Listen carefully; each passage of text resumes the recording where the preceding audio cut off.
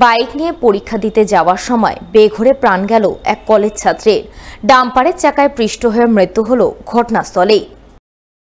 বুধবার এই মর্মান্তিক ঘটনাটি ঘটেছে মালদার চাঁচল থানার মালতীপুর এলাকায়। জানা গেছে, দুর্ঘটনায় নিহত কলেজ ছাত্রের নাম আবুল হাসান, বয়স 19 বছর, বাড়ি উত্তর দিনাজপুর জেলার ইটাহার থানার ময়না চেকপোস্ট এলাকায়। কিন্তু চাঁচল কলেজে পড়াশোনার কারণে সে চাঁচল 2 নম্বর ব্লকের চান্দুয়া দামাইপুর এলাকায় বাড়ি ভাড়া নিয়ে থাকত। সে চাঁচল কলেজের 2য় বর্ষের ছাত্র ছিল। বুধবার ছিল তার 2য় সেমিস্টার পরীক্ষা। পরীক্ষার সিট পড়েছিল হরিশ্চন্দ্রপুরের পিপলা কলেজে।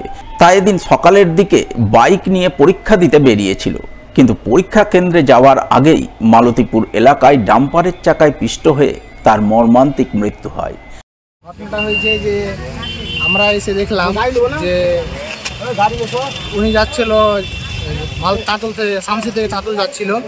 আমরা যেতাম হরিশ্চন্দ্রপুর পরীক্ষা দিতে পিপলা কলেজে। তো এসে খবর পেলাম, আমরা এসে দেখলাম যে সে অ্যাক্সিডেন্ট হয়েছে এবং আমরা খবর পাওয়া মাত্র এসে দেখলাম, হসপিটালে আসলাম। হসপিটালে এসে দেখলাম যে তিনি মারা গেছে। আমার বন্ধু হয়, বাড়ি হচ্ছে ময়না চেকপোস্ট হলদিয়ার। জানা গেছে, এদিন ওই এলাকায় তার বাইকের সঙ্গে প্রথমে অপর এক বাইকের মুখোমুখি সংঘর্ষ হয়। সংঘর্ষের ফলে কলেজ ছাত্র আবুল হাসান বাইক থেকে ছিটকে এক ডাম্পারের চাকার নিচে গিয়ে পড়ে। ফলে ঘটনাস্থলেই তার মর্মান্তিক মৃত্যু হয়। পরে খবর পেয়ে চাঁচল থানার পুলিশ গিয়ে প্রথমে মৃতদেহটি উদ্ধার করে ময়না তদন্তে পাঠায়। পরে ঘাতক ডাম্পার সহ চালককে আটক করে থানায় নিয়ে যায় বলে খবর। আমি একটু মালতীপুরের কাজে এসেছিলাম, তারপরে শুনতে পাই যে একটা স্টুডেন্ট চাঁচল কলেজে ও অ্যারাবিক অনার্সে পড়ছিল এবং সে আগে এক্সাম দেওয়ার জন্য সেকেন্ড সেমিস্টারের হরিশ্চন্দ্রপুর যাচ্ছিল এবং সে বাইক নিয়ে যেতে যেতে মালতীপুরে ট্রাকের সঙ্গে চাপা পড়ে এবং ছেলেটার বাচ্চাটার স্পট ডেথ হয়। সেই কথা শুনে সঙ্গে সঙ্গে আমি হসপিটালে ছুটে আসি এবং এটা ইনফরমেশন পাই। ভাগ্য ভালো যে ওর গলাতে একটা আই কার্ড ছিল কলেজের এবং সেখান থেকে ইনফরমেশন পাওয়া যায় এবং কিছু বন্ধুও এখানে ছিল। তার সূত্রপাত হচ্ছে ও আগে থেকে দামাইপুর মাদ্রাসাতে পড়াশোনা করতো এইচএস থেকেই এবং সেই সূত্রে এখানেই থাকতো।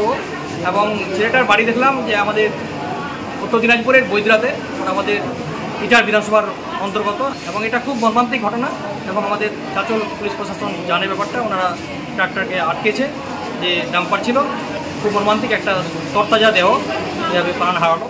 ডিএম অফিসে আগুন লেগেছে, এমনই ফোন পেয়ে দমকল দপ্তরের আধিকারিকরা দমকলের একটি ইঞ্জিন নিয়ে তড়িঘড়ি পৌঁছালেন মালদা জেলা প্রশাসনিক ভবন চত্বরে।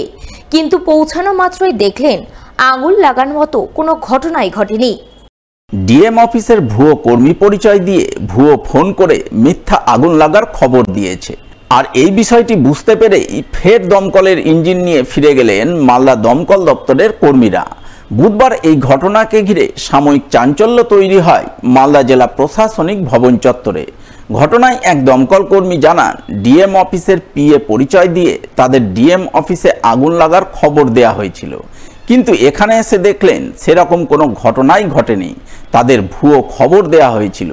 এই ধরনের ভুয়ো খবর দেওয়ার ঘটনায় জড়িত ব্যক্তির শাস্তি হওয়া উচিত। ডিএম অফিসে আগুন লেগেছে বলে জানানো হয়েছে আমাদের অফিসারকে। যাই হোক, আমরা এসে ইনকোয়ারি করলাম, না কোথাও কোনো আগুন নেই, ফিরে যাচ্ছে। নিজেকে ডিএম অফিসের কি বলছে আপনার পিএ এই পরিচয় দিয়েই ফোনটা হয়েছিল। এই জন্য তো অনেক শাস্তি হওয়া প্রয়োজন, কিন্তু বর্তমানে এখন কতটা হবে সেটা এখন সময় বলছে। এখানে তো কোনো কিছুই দেখতে পেলাম না। আমরা খোঁজ খবর করলাম এবং সবাইকে জানালাম যে কোথাও আগুন লেগেছে কিনা। তো দেখে বললো যে না, কোথাও আগুন লাগে। চোরাই মোটর বাইক উদ্ধারে সাফল্য পেল মালদার কালিয়াচক থানার পুলিশ। 2টি চোরাই মোটর বাইক সহ গ্রেপ্তার করল এক যুবককে। পুলিশ সূত্রে জানা গেছে, ধৃত যুবকের নাম রেজওয়ান আলী, বাড়ি কালিয়াচকের সুজাপুরের মুন্সিহার পাড়ায়। বুধবার ভোরের থেকে কালিয়াচক থানার পুলিশ তাকে 2টি চোরাই মোটর বাইক সহ হাটখোলা এলাকা থেকে গ্রেপ্তার করে। ধৃত যুবক কোথায় চোরাই মোটর বাইক পেল, কোথায় কি উদ্দেশ্যে নিয়ে যাচ্ছিল ইত্যাদি প্রশ্নের উত্তর জানতে এদিন ধৃতকে পুলিশি হেফাজতের আবেদন জানিয়ে পেশ করা হয় মালদা জেলা আদালতে।